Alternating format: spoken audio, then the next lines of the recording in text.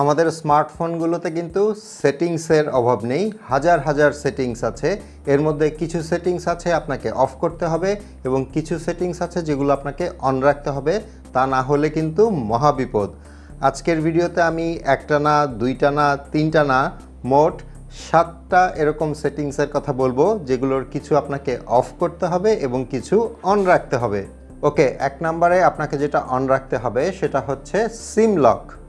এই মোবাইলের যুগে আপনার মোবাইল নাম্বারটা মানে সিম কার্ডটা খুবই গুরুত্বপূর্ণ একটা জিনিস, কারণ আপনার এই মোবাইল নাম্বারের সাথেই কিন্তু আপনার সোশ্যাল মিডিয়া মানে হোয়াটসঅ্যাপ, ভাইবার, ফেসবুক, ইমো সব কিন্তু কানেক্টেড। এছাড়াও আপনার বিকাশ, নগদ, রকেটের মতো যত ব্যাংকিং অ্যাকাউন্ট আছে সেগুলোও কিন্তু আপনার এই স্মার্টফোনটার সিমের সাথে কানেক্টেড, মানে আপনার ফোন নাম্বারের সাথে কানেক্টেড। সো কোনো কারণে যদি আপনার মোবাইলটা হারিয়ে যায়, চুরি হয়ে যায় এবং আপনার ওই সিম কার্ড যদি কেউ নিয়ে অন্য কোনো ফোনে ব্যবহার করে কিংবা আপনার সিমটা যদি খোলা পায়, তাহলে আপনার যাবতীয় অনেক তথ্যই কিন্তু সে ওই সিম কার্ড ব্যবহার করে নিয়ে নিতে পারবে। আর এরকম সিচুয়েশনে যেন পড়তে না হয় সেজন্য আপনাকে আপনার সিম কার্ডটা লক করে রাখতে হবে। সরাসরি চলে যাবেন আপনার ফোনের সেটিংসে। সেটিংসের ওপরে যে সার্চ অপশনটা আছে ওখানে গিয়ে টাইপ করবেন সিম পিন। এখানে দেখতে পাচ্ছেন লক সিম কার্ড বলে একটা অপশন আছে, যেটা আমার ফোনে অন করা আছে। আপনার যদি সিম কার্ড লক করা না থাকে তাহলে এটা অন করতে গেলে প্রথমে ডিফল্ট যে পিনটা আছে সেটা চাইবে, আর সেই পিনটা আপনি পাবেন আপনার যে সিম কার্ডের প্যাকেট আছে সেটার মধ্যে। সো সেটা দিয়ে তারপরে আপনি 4 সংখ্যার একটা পিন দিয়ে দিবেন এবং এমন কিছু দিবেন যেটা সহজে আপনার মনে থাকে। আর এই ব্যাপারে কিন্তু আমার চ্যানেলে বিস্তারিত ভিডিও দেওয়া আছে, আপনি চাইলে পুরো ভিডিওটা সেখান থেকে দেখে নিতে পারেন। এখন 2 নম্বরে যেটা আছে এই অপশনটা আপনি অফ করবেন, আর সেটা হচ্ছে গুগল সিঙ্ক। আমাদের সবার অ্যান্ড্রয়েড ফোন কিন্তু একটা জিমেইল দিয়ে লগ ইন করা থাকে, আর সেটা থেকে কিছু ডাটা কিন্তু সবসময় সিঙ্ক হতে থাকে, মানে ব্যাকআপ নিতে থাকে গুগল। আর এটা করতে গিয়ে অলওয়েজ ব্যাকগ্রাউন্ডে যেহেতু এই গুগল অ্যাকাউন্ট বা জিমেইল রান করে, তাই কিছু মেগাবাইট খরচ হয় এবং আপনার ফোনের ব্যাটারিও কিছুটা বেশি ড্রেইন হয়। এক্ষেত্রে সরাসরি চলে যাবেন আপনার ফোনের সেটিংসে। সেটিংস থেকে খুঁজে বের করবেন অ্যাকাউন্টস অ্যান্ড সিঙ্ক, এটার ওপর ট্যাপ করবেন। এখান থেকে খুঁজে বের করবেন গুগলের ওপর ট্যাপ করবেন। এখানে ট্যাপ করার পর আপনার ফোনে যতগুলো জিমেইল আছে সেগুলো এখানে শো করবে। যদি আপনার ফোনে একটা জিমেইল থাকে তাহলে একটাই শো করবে।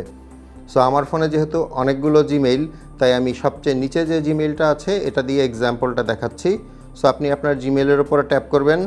আমার এখানে দেখতে পাচ্ছেন অনেকগুলো অপশন কিন্তু সিঙ্ক করানো আছে, তার মধ্যে আছে calendar, contacts, drive, Gmail, Google calendar এবং টাস্ক ইন ক্যালেন্ডার। সো এতগুলো জিনিস কিন্তু আমাদের দরকার হয় না, আমাদের দরকার হয় জিমেইল এবং কন্ট্যাক্টস, আর কারো কারো ক্ষেত্রে হয়তো ড্রাইভ দরকার হতে পারে। সো আপনি এখান থেকে এই ক্যালেন্ডার অপশন তুলে দিবেন, গুগল ক্যালেন্ডার তুলে দিবেন, টাস্ক ইন ক্যালেন্ডার তুলে দিয়ে ড্রাইভও তুলে দিবেন। এখান থেকে শুধু কন্ট্যাক্টস এবং জিমেইল রাখবেন। তাহলে এখন থেকে শুধুমাত্র এই জিমেইলে সেভ করা কন্ট্যাক্টসগুলো সিঙ্ক হবে এবং জিমেইলে মেইল আসবে সেই মেইলগুলো শুধু সিঙ্ক হবে। বাকি অপশানগুলোর কিন্তু আমাদের দরকার নেই। এখন 3 নম্বরে যেটা আছে সেটা হচ্ছে ইউজ স্ক্রিন লক। এখনকার সব ফোনগুলোতেই কিন্তু আপনি ফিঙ্গারপ্রিন্ট কিংবা passport lock, pattern lock, face ID lock সব কিছু দিয়েই কিন্তু ফোনটাকে লক করে রাখতে পারছেন। সো অবশ্যই আপনি আপনার ফোনটাকে লক করে রাখবেন।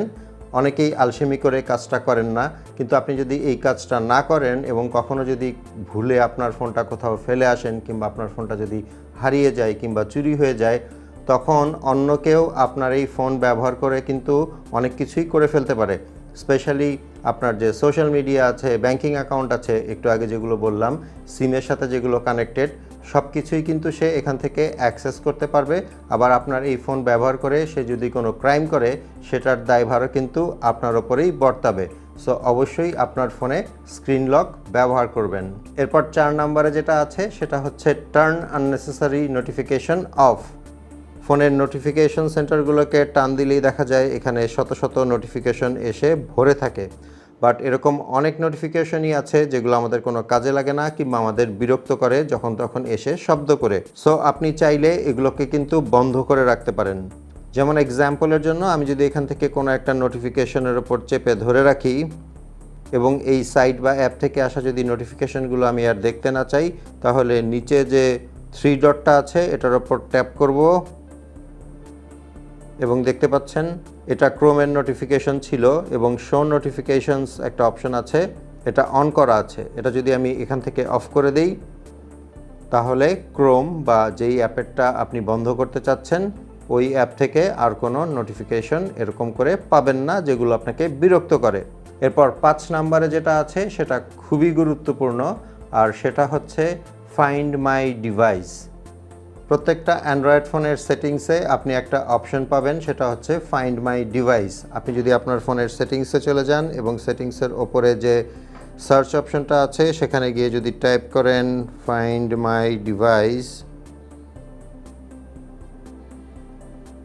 আমার এখানে দেখতে পাচ্ছেন অপশনটা অন করাই আছে। আপনার এখানে যদি এটা অফ করা থাকে তাহলে অবশ্যই এটা অন করে নেবেন। এই ফাইন্ড মাই ডিভাইস অন থাকার সবচেয়ে বড় সুবিধা সেটা হচ্ছে আপনার ফোনটা যদি কখনো চুরি হয়ে যায় কিংবা হারিয়ে যায় এবং সেটা যদি অন অবস্থায় থাকে এবং ইন্টারনেট কানেকশন থাকে, তাহলে আপনি অন্য কোনো ডিভাইস থেকে আপনার ওই ফোনে থাকা জিমেইল লগ ইন করে ফোনটাকে ট্র্যাক করতে পারবেন, ফোনটা লক করতে পারবেন, ইভেন ফোনের সব ডাটা ডিলিট করে দিতে পারবেন। এরপর 6 নম্বরে আছে পারমিশনস। আমরা যখন বিভিন্ন অ্যাপ ইনস্টল করতে যাই তখন তারা কিছু পারমিশন চায়, যেমন ক্যামেরার পারমিশন, মাইক্রোফোনের পারমিশন, গ্যালারির পারমিশন। আমরা কিন্তু না বুঝে অনেক সময় পারমিশনগুলো দিয়ে দেই।